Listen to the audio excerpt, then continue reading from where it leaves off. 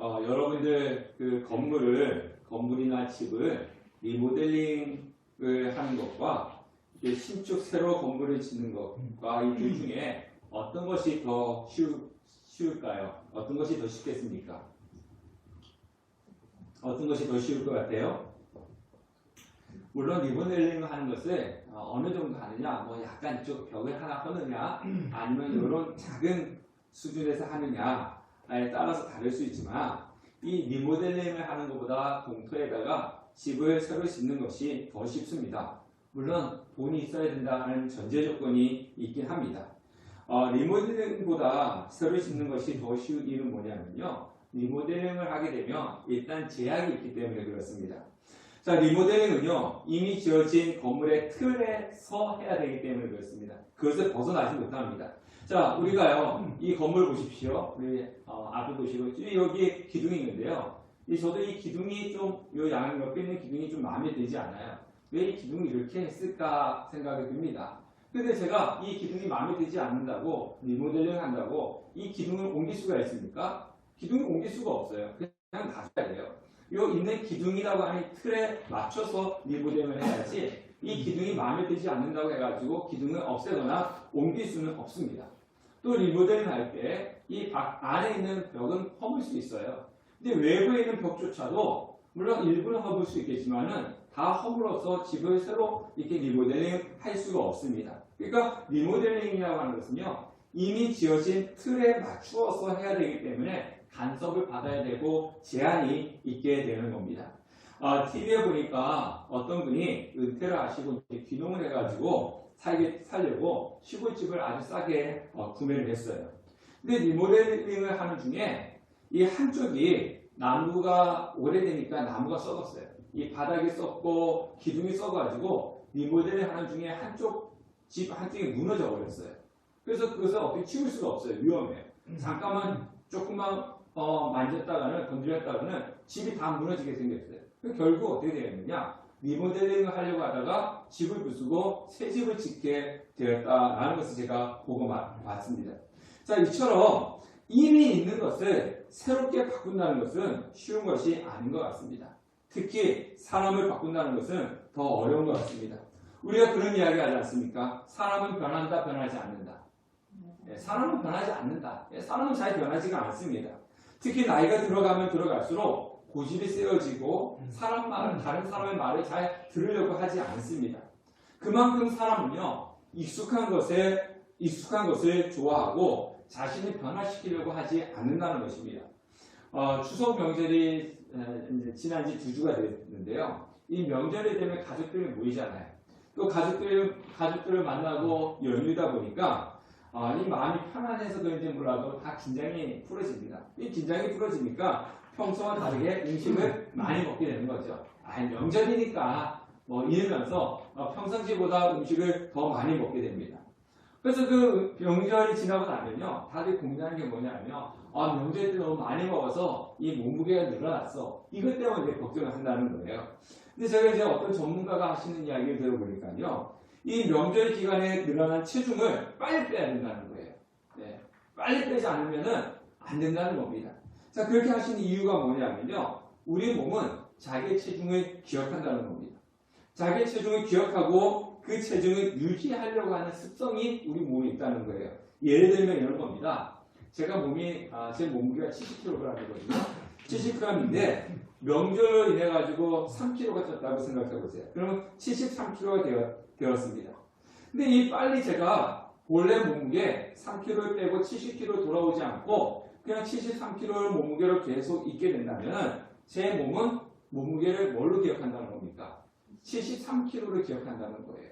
네, 그러면은 이 몸은 73kg를 유지하기 위해서 노력을 한다는 거죠. 그래서 거기에 맞춰서 예전엔 70kg였는데 빨리 빼지 않으면 73kg로 기억해서 73kg를 유지하기 위해서 밥도 더 많이 먹어야 되고 또 뭔가 이렇게 그 유지를 하기 위해서 노력을 해야 된다는 겁니다.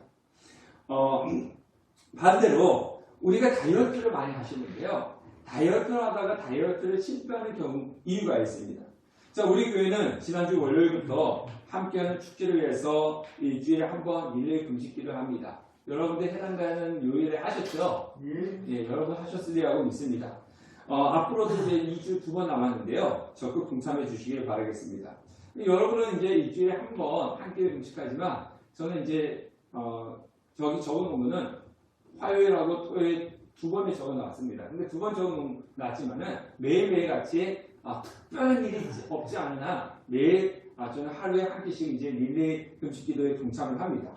자, 제가 이제 릴레이 금식기도에 동참을 하면서 예를 들어서 제 몸무게가 70kg인데 5kg가 빠졌다고 가정을 해보도록 하겠습니다. 예, 제가 이제 5kg가 빠졌어요. 저도 좀 체중을 좀 줄여야 될 필요가 있습니다. 5kg가 빠졌다고 생각해 보십시오.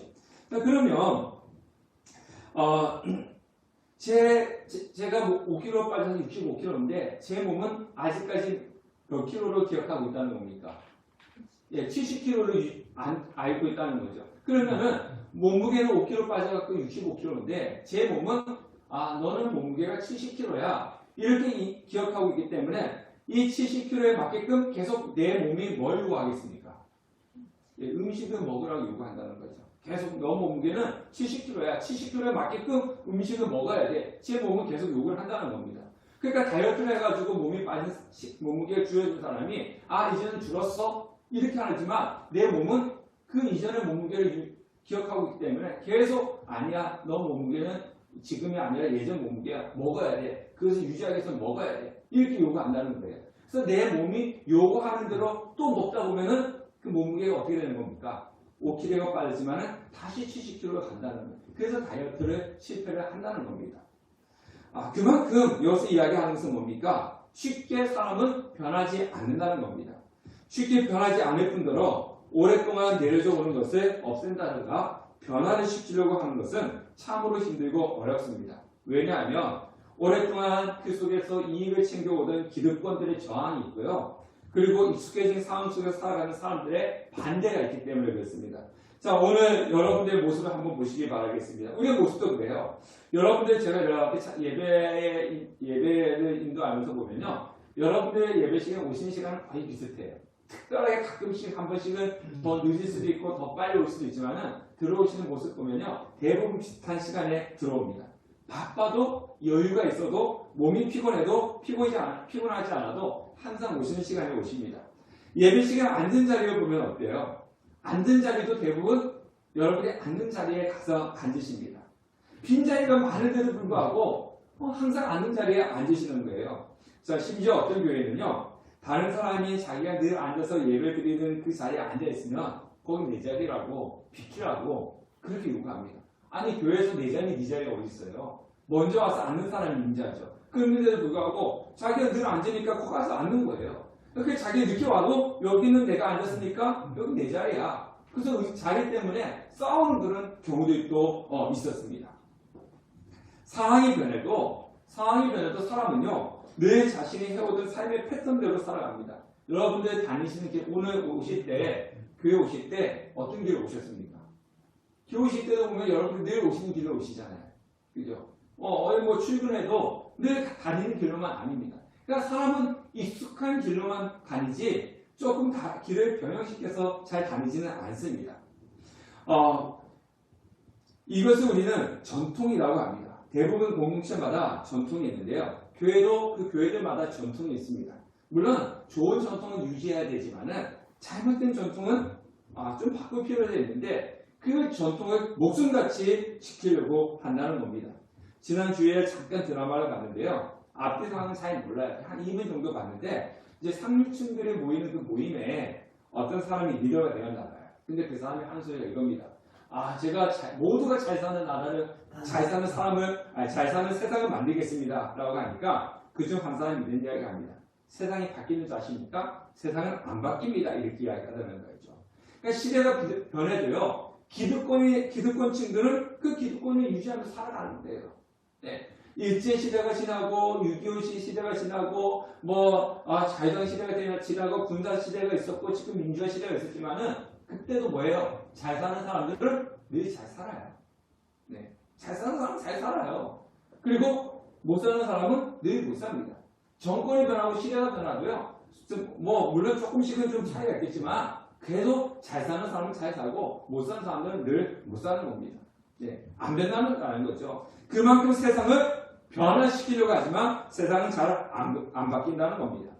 오늘 우리가 이 성경 말씀은 열왕기 상이지 않습니까? 열왕기 상하는 북이스라엘과 남유다 왕들을 쫙 이야기하면서 그 중에 하나님을 잘 섬기는 선한 왕이 누군가, 그리고 하나님을 안 섬기는 악한 왕이 누군가, 이거에 대해서 우리가 살펴보고 있는 것입니다. 자, 솔로몬 이후에 이 이스라엘은 어떻게 나눠졌습니까? 북이스라엘과 남유다로 나눠졌어요. 우리 지난주에는 누구 왕에 대해서 살펴보았습니까? 북이스라엘 초대왕, 초대 북이스라엘 여로보암 왕에 대해서 살펴보지 않습니까? 오늘은 남유다 세 번째 왕이 아사 왕에 대해서 살펴보려고 합니다. 자, 남유다는요, 이 첫 번째 왕이 누구였냐면 르호보암 왕이었습니다. 근데 이 르호보암은요, 나중에 노년에 하나님 앞에 돌아오긴 했지만 하나님을 잘 섬기지 않는 악한 왕이었어요. 자, 그 다음에 두 번째. 이게 이제 시험 문제 나오는 거예요. 여러분들, 제가 연말에 퀴즈 한다고 했잖아요. 성경 퀴즈 한다고 했지 않습니까? 자, 이런 게 이제 퀴즈 문제 나오는 거예요. 자, 그러면 이제 이 르호보암 왕 다음에 그 아들이 왕이었는데 아비 얌이었습니다. 자, 이 왕도 3년 하다가 죽었는데 악한 왕이었어요. 하나님을 잘 섬기지 않았어요. 그리고 그 뒤로 해서 이렇게 아사가 세 번째 왕이 되는데 이 왕은 하나님을 섬기는 선한 왕이었습니다. 자, 우리 9절과 10절 말씀 한번 읽어보도록 하겠습니다. 자, 앞에 화면 보고 9절과 10절 읽겠습니다. 시작. 이스라엘 여로보암 왕 제20년에 아사가 유다 왕이 되어 예루살렘에서 41년 동안 다스리니라. 그 어머니의 이름은 마아가라 아비살롬의 딸이더라. 자, 이 아사가 유다 왕이 되었어요. 자, 41년을 통치했습니다. 그죠? 10절 말씀이니까 41년 동안 다스렸는데 이 41년은 남유다 왕 중에 두 번째 길게 통치했습니다. 첫 번째는 므낫세가 55년이었고요. 이 아사 왕이 41년이었습니다. 그런데 오늘 여기서 주목해서 보아야 될 것이 있어요. 자, 10절 말씀 보니까 그 어머니가 누구라고요? 마아가라. 누구 딸입니까? 마아가라 아비살롬의 딸이더라. 이렇게 말씀을 하고 있습니다. 자, 뭐 이 엄마 이름이 아사왕 엄마 이름이 뭐가 중요한가라고 생각할 수 있는데요. 우리가 성경 오늘 읽지 않았지만 2절 말씀 한번 보세요. 2절. 자, 성경 2절 보세요. 자, 2절 보세요. 2절. 자, 2절에 보니까 아비암에 대해서 이야기하면서 아비암의 왕의 어머니 이름이 뭐라고요? 2절에. 그의 어머니 이름은 마아가요. 누구의 딸입니까? 아비살롬의 딸이라고 했지 않습니까? 자, 2절에 보니까 아사 왕의 아버지 아비암을 얘기할 때도 그의 어머니 이름은 마아가라 아비살롬의 딸이더라. 이렇게 이야기하고 있고, 지금 아사 왕에 대해서 이야기할 때도 아사 왕의 어머니의 이름은 누구라고요? 마아가라 아비살롬의 딸이더라. 이렇게 이야기를 하고 있습니다. 자, 그러면 이 동명이인 이름이 똑같은 사람인가? 사람은 다른데 이름만 똑같은 사람인가? 이렇게 생각할 수 있는데 여기 한 사람입니다. 동일 인물이라는 거예요. 자, 그럼 우리가 생각할 때 아사 왕의 어머니도 마아가고 아사 왕의 아버지의 어머니도 마아가, 이 한 사람이면은 이 족보가 어떻게 되는 거예요?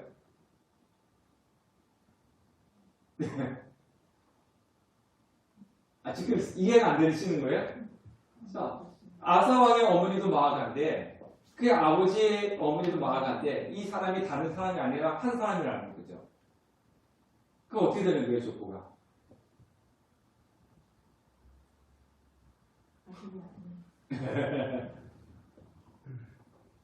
그죠? 우리가 생각할 때는 이 콩가루 시간도 아니고 뭐 족보가 어떻게 돼 이렇게 생각할 수 있지만 이거는 유대인들의 그 표현 관습을 알아야 됩니다. 유대인들은요 아들과 손자를 아들로 표현하는 경우들이 많이 있었어요. 그래서 성경에 보면 누구의 아들 누구라고 이렇게 했는데 다른 성경에 보면 누구의 아들은 누구고 누구의 아들은 누구다. 근데 다른 성경은 손자인데 왜 이 성경은 또 아들로 표현되어 있고 저쪽에는 손자로 표현되어 있는 그런 경우들이 있거든요. 유대인들은요 아들과 손자를 같이 이렇게 표현하는 경우들이 많이 있어요. 손자를 아들로 이렇게 표현하는 경우들이 있다는 거죠. 똑같아요. 여기도 이 딸과 손녀를 그냥 딸로 표현하는 경우들이 있다는 거죠. 그러니까 여기서 이 아비살롬의 딸 마아가는 누구의 어머니냐? 아비암의 어머니고 아사한테는 뭐가 되는 거예요? 할머니가 되는 거예요. 근데 이런 걸 모르고 그냥 우리가 성경만 보면 이게 뭐야? 성경이 잘못됐네? 이렇게 생각할 수 있는데 그렇지 않다는 거죠. 유대인들의 표기법이 그렇다는 거예요. 유대인들의 표기법. 그래서 성경에 보면 여러 곳에서 손자를 아들로 표현하는 것들이 참 많이 있습니다. 그리고 이 마아가는 다윗의 세 번째 아들이 누굽니까? 반란을 일으키는 아들 있잖아요. 그렇죠. 압살롬. 이게 이제 퀴즈 문제예요. 퀴즈 문제. 제가 이제 가르쳐 주면서 이제 문제를 가르쳐 주면서 하는데. 자, 세 번째 아들이 압살롬이지 않습니까?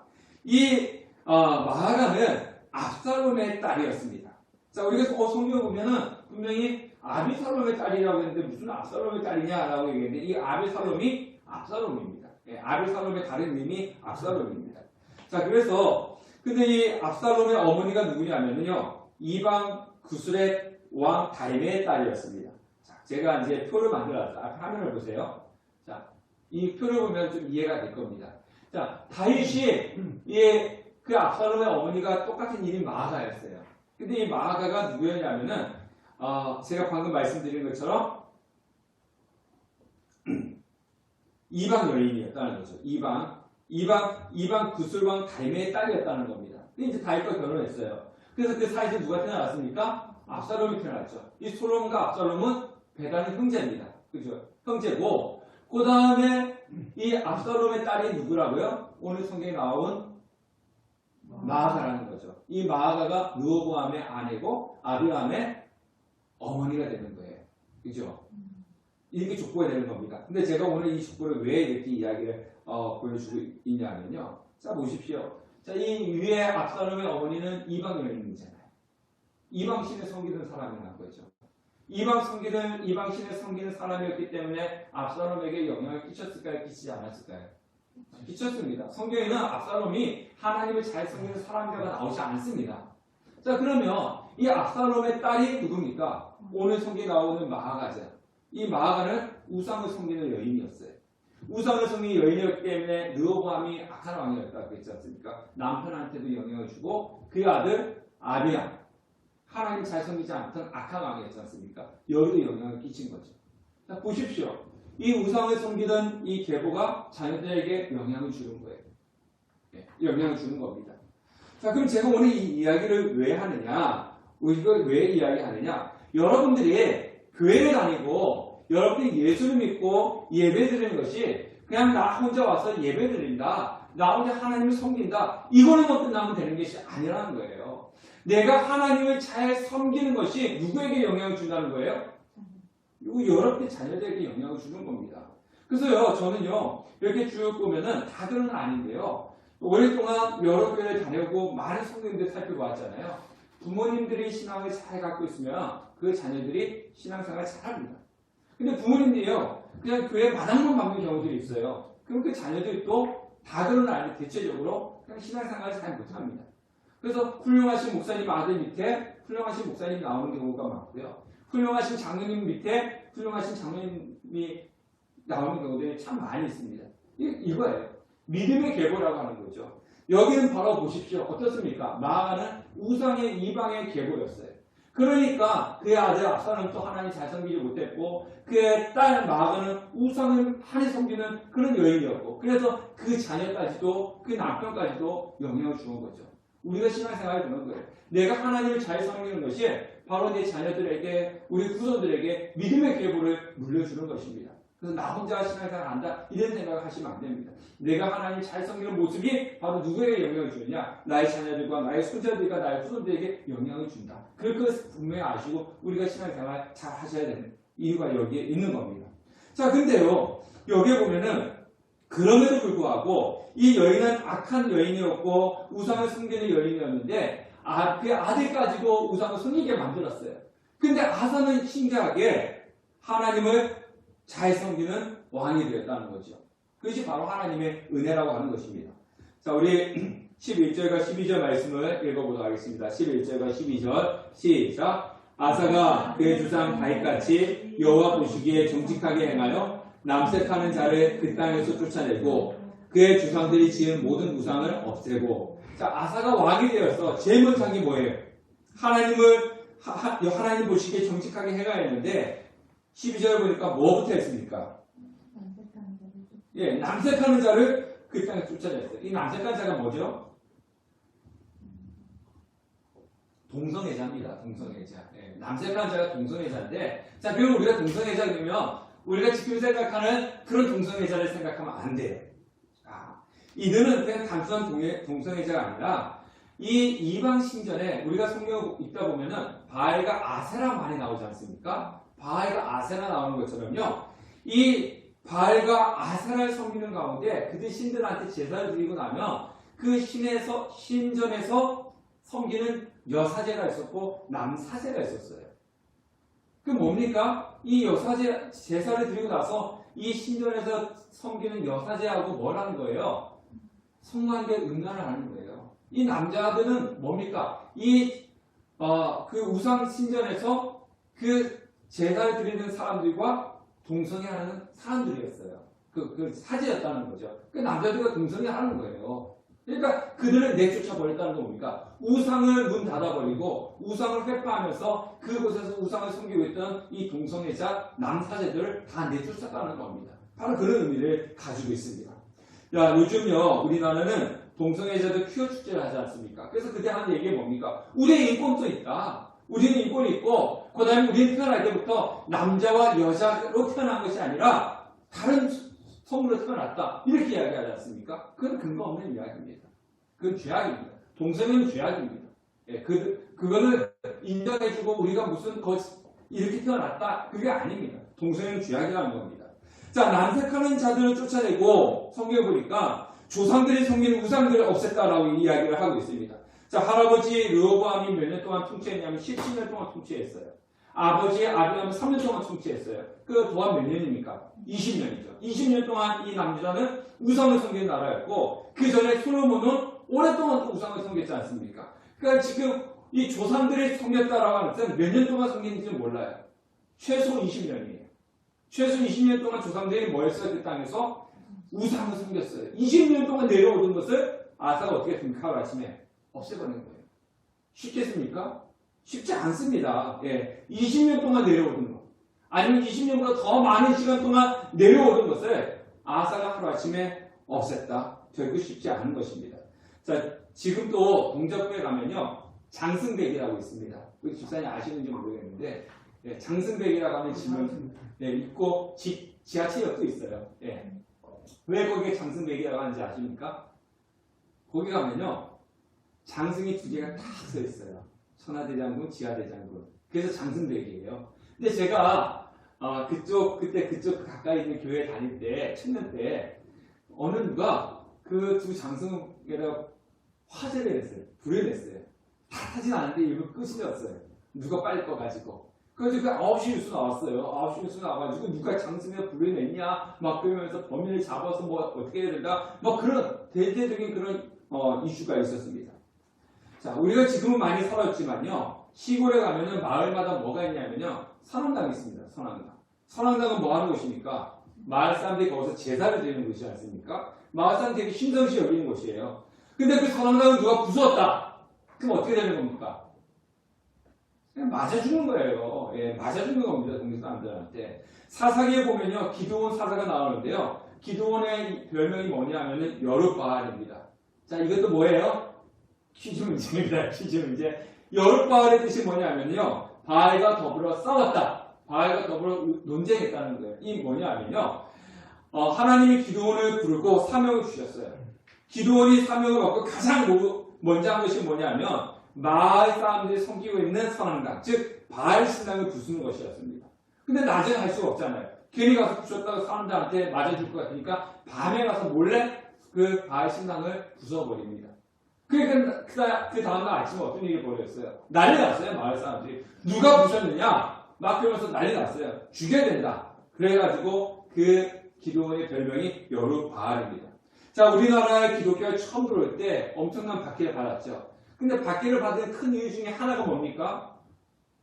제사 문제였어요. 제사 문제. 예. 자, 우리는 우리도 제사를 지내요. 그런데 기독교도 제사를 지내지만 추도 예배라고 하죠. 추도 예배라고 해가지고 제사를 유교가 하는 것처럼 뭐 이렇게 상에 놓고 전하고 그런 건 안 하고 그냥 상 차리고 가족들이 모여가지고 예배를 드리는 걸 하죠. 근데 우리 기독교 처음 왔을 때 절을 안 하니까 제사를 안 지낸다. 그래가지고 부모를 또 섬기지 않는 무슨 쌍놈의 종교다. 막 그래가지고 기독교가 핍박을 받았어요. 근데 지금은요, 기독교에 아니라도 보니까 제사 안 지내는 가정들이 되게 많고 서로 제사 어떻게 하려고 그럽니까? 자기들이 안 지내고 형이 가져가야 된다, 뭐 동생이 가져가야 된다. 그래서 제사 문제 때문에 서로 형제들이 막 싸우고 그러지 않습니까? 그러니까 예전에는 기독교 뭐 제사 안 지낸다고 핍박하더니 이제는 안 믿는 사람들도 제사 안 지내려고 난리를 치고 서로 싸우고 있습니다. 자, 옳은 것인지 잘못된 것인지 그것은 중요하지가 않아요. 오랫동안 내려오는 것을 없애는 것은 매우 어려운 것입니다. 자, 또 13절과 15절 말씀 뭡니까? 다 같이 한번 읽어보겠습니다. 시작. 또 그의 어머니 마아다가 혐오스러운 아세라상을 만들었으므로 태우의 위를 패하고 그 우상을 찍어 기도원 시내가에서 불살랐으나 다만 산당을 없애지 아니하니라. 그러나 아사의 마음이 일평생 여호와 앞에 온전하며 그가 그의 아버지가 성별한 것과 자기가 성별한 것을 여호와의 성전에 받들어 드렸으니 곧 은과 금과 그릇들이었더라. 자, 아사왕의 할머니가 무엇을 만들었다고요? 무엇을 만들었습니까? 아세라상을 만들었어요. 근데 손자가 어떻게 했어요? 아사왕 손자가 그래서 찍어버리고 기온에 가서 불태워버리고 그렇게 어떻게 했습니까? 또 할머니를 태우에서 그냥 폐위시켜버렸어요. 자, 우리가 그런 이야기 하죠. 여러분들 가족을 전도하기가 쉽다 얘기합니까? 어렵다고 얘기합니까? 네, 어렵다고 이야기하죠. 아무리 이제 사회 개혁을 잘하는 사람들도요, 보면은 그 가족들의 부패 때문에 나락으로 가는 지도자들이 참 많이 있습니다. 그 사회적으로 좋은 일 많이 하고 개혁을 하는데 부모가 자식이 형제가 뇌물을 받았다, 뭐 도박을 했다, 뭐 마약을 했다. 그 때문에 이슈가 되는 경우들이 많이 있습니다. 그래서 가끔씩 장관 후보로 나오신 분들 보면 어때요? 자식이 뭐 학교 폭력에 연루되었다. 그 다음에 뭐 군 비리에 연루되었다. 그래가지고 자신은 잘했는데 누구 때문에? 자녀들 때문에 그 공직에 내려놓는 경우들이 참 많이 있어요. 네. 그만큼 가족을 변화시키는 거는 어렵다는 거예요. 말하자면. 그런데 오늘 성경 보십시오. 아사는 어떻게 합니까? 단호하게 할머니지 않습니까? 할머니가 만들어 놓았던 그 우상, 그것을 폐위시켜버리고, 불태워버리고, 할머니를 그냥 폐위시켜버렸어요. 가장 힘든 것까지 했단 말이죠. 그 다음에 또 어떻게 했습니까? 은과 금과 그릇들을 드렸다. 이렇게 이야기하고 있지 않습니까? 그러니까 성전에 아버지가 성별한 것과 자신이 성별한 은과 금을 가져가서 드렸습니다. 그러니까 성전에 그것을 드렸다는 것은 뭐냐면은, 이 교회에서 헌금 얘기를 하기가 가장 힘든데요. 헌금은 뭐냐? 이 금과 은이라고 하는 것은 자신이 가지고 있는 것 중에 가장 소중하다는 거죠. 소중한 것을 어디에 드렸다는 거예요? 하나님 앞에 드렸다는 거예요. 그래서 물질은요, 우리가 살아가면서 가장 중요하게 여기는 거지 않습니까? 그래서 헌금은 무엇을 표현이냐? 그냥 이렇게 헌금 얘기하면은 사람들이 그렇게, 교회에서 돈 얘기한다고 막 이렇게 얘기하는데, 이거는 뭐냐? 내가 가장 중요하게 여기는 것을 누구한테 드린다는 의미가 있어요. 하나님께 드린다는 의미가 있어요. 예, 헌금은요. 바로 그런 겁니다. 예. 그러니까 돈 얘기가 아니라 내가 중요하게 여기는 것을 하나님께 드린다. 이게 바로 헌금의 의미라고 하는 거예요. 자, 그런데 문제가 생겼어요. 여기까지는 좋았는데 문제가 생겼는데 무슨 문제가 생겼냐면은 북이스라엘 왕 바하사가 유다를 치러 왔습니다. 자, 우리 앞에 있는 성경 또 읽어보도록 하겠습니다. 16절부터 17절까지 시작. 아사와 이스라엘 왕 바하사가 사이에 일생 동안 전쟁이 있으니라. 이스라엘 왕 바하사가 유다를 치러 올라와서 라마를 건축하여 사람의 유다 왕 아사와 왕래하지 못하게 하려 한지라. 자, 이게 무슨 얘기냐면요, 이 남유다에 있는 아사 왕이 우상을 제거하고 하나님께 제사를 드리고 회복을 하니까 나라가 평온해졌어요. 그러니까 북이스라엘에 있는 사람들이 어때요? 저 나라 평안하네? 그리고 저 나라가 우상을 회파하고 하나님 잘 섬기네? 그러니까 이 북이스라엘에 있는 사람들이 남유다로 가게 됐어요. 우리나라 이제 그 탈북민이 세트민이라고 하죠. 북한에 있는 분들이 탈북해가지고 우리나라 오는 것처럼, 우리나라가 잘 사니까 오는 것처럼 북이스라엘 사람들이 신앙을 찾아가지고 다 남유다로 막 가기 시작했어요. 그러니까 이 북이스라엘 왕 바하사 입장에서 어떻습니까? 이건 위험이죠. 이 사람들이 다 남유다로 내려가면은 자신의 나라가 위태해지고 자신의 또 왕자에서 위태하지 않겠습니까? 그래서 내려가지 못하도록 라마라는 곳에 이제 성벽을 짓기 시작했어요. 이제 못 가게 이제 막게 장벽을 지었다는 거죠. 그러니까 이 위기에 느낀 아사 왕이 어떻게 했냐면요. 성전에 있는 금문을 다 모두 다가 아람 왕 베닷에게 갖다 주었어요. 그리고 뒤를 쳐달라고. 배후를 쳐달라고 했습니다. 그러니까 이 아람 왕 베닷이 이스라엘 북이스라엘 배후를 했으니까 이 북이스라엘 왕 바하사가 라마 건축 그만두고 다시 돌아갔어요. 자, 우리가 생각할 때 아사가 잘했습니까? 못했습니까? 잘했죠. 왜냐하면 싸우지 않았잖아요. 싸우지 않고 그냥 아람 왕 베닷에게 금과 은을 주고 그래서 북이스라엘이 돌아가겠으니까 얼마나 잘했습니까? 그런데 하나님은 어떻게 했습니까? 하나님은 책망했어요. 자, 역대하 16장에 보면요. 우리 앞에 있는 그 성경을 읽도록하겠습니다.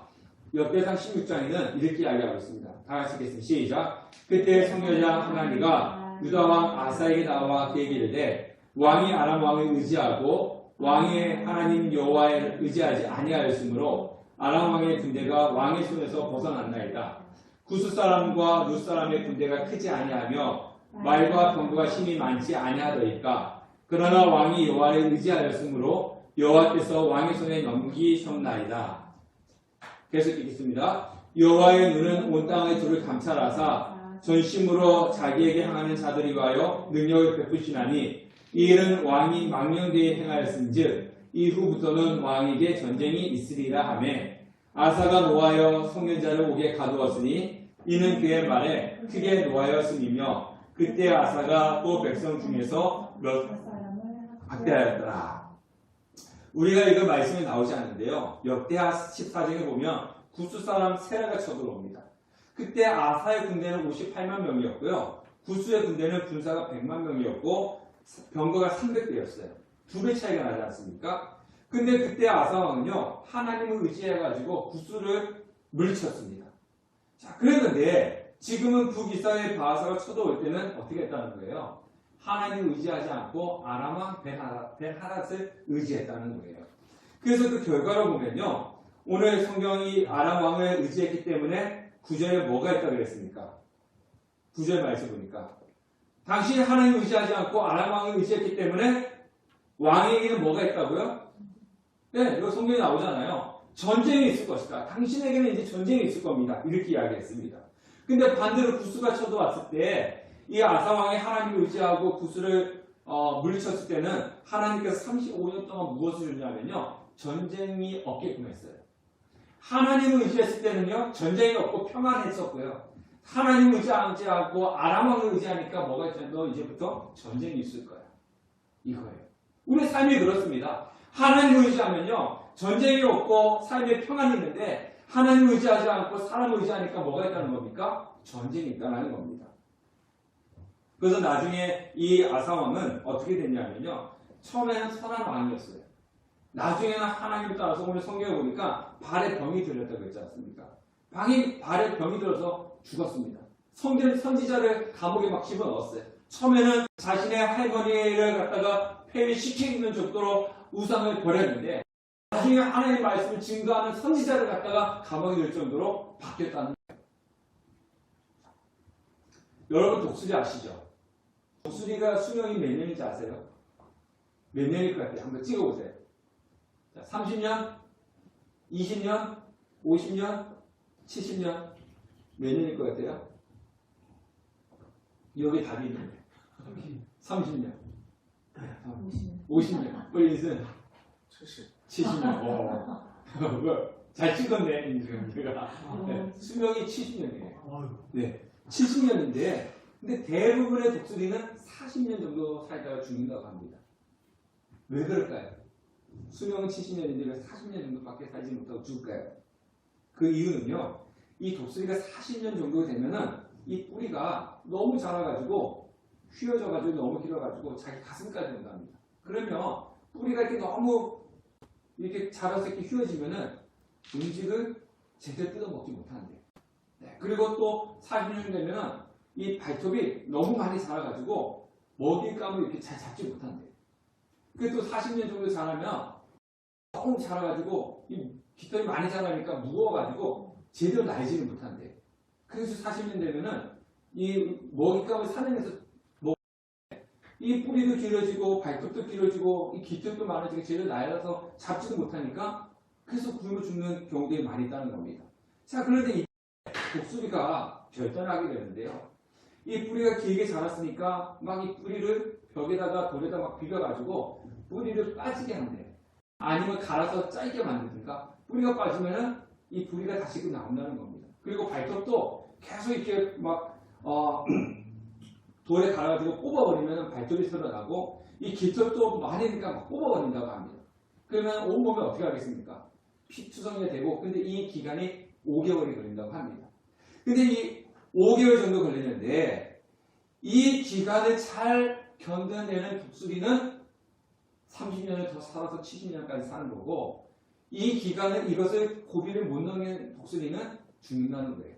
그래서 40년 동안 근데 대부분의 독수리가 이것을 잘 견디지 못하고 죽는다고 합니다. 그래서 대부분의 독수리가 40년 되면 죽는다고 합니다.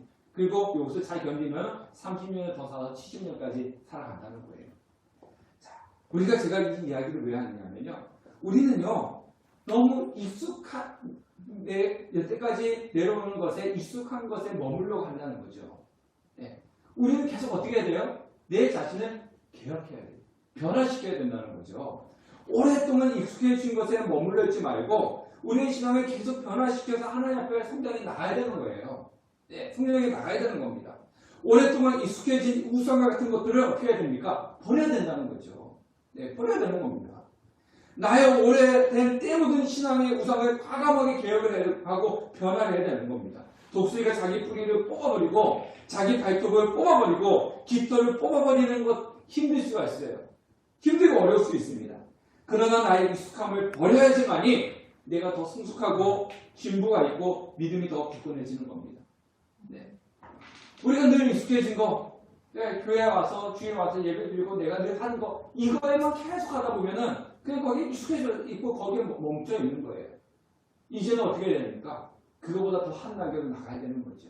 그건 쉽지가 않습니다. 어렵습니다. 네, 어려운 거예요. 네. 부리를 뽑는 것이 발톱을 뽑는 것이 쉽겠습니까? 어렵습니다. 우리가 몸무게 다이어트 하는 것이 어려운 것이 자꾸 내 몸은 예전 상태로 돌아가려고 하기 때문에 어려운 거예요. 우리 신앙도 그렇습니다. 여태까지 해왔던 익숙한 대로만 하려고 하다 보면은 어려운 거예요. 네. 그것을 바꾸려고 하면 어려운 거예요. 근데 그것을 바꿔야지만이 우리가 성숙해질 수가 있다는 겁니다. 이것은 신앙뿐만 아니라 모든 것이 그렇습니다. 지금까지 익숙해지고 정체된 자리에 머물러 있지 말고 자신의 신앙을 늘 개혁하고 성장해 가야 되는 겁니다. 아사는요, 처음에 개혁을 잘했어요. 예, 우상은 다 없애버렸지 않습니까? 그리고 남색한 자들 다 내보라고 했지 않습니까? 평안이 있었어요. 평안이 있다 보니까 어떻게 됐습니까? 이제 거기에 익숙해진 거예요. 계속 자신을 변화시키고 자신을 개혁해 나가야 되는데 처음에만 개혁하고 그 자리에 머물렀으니까 나중에 어떻게 됐습니까?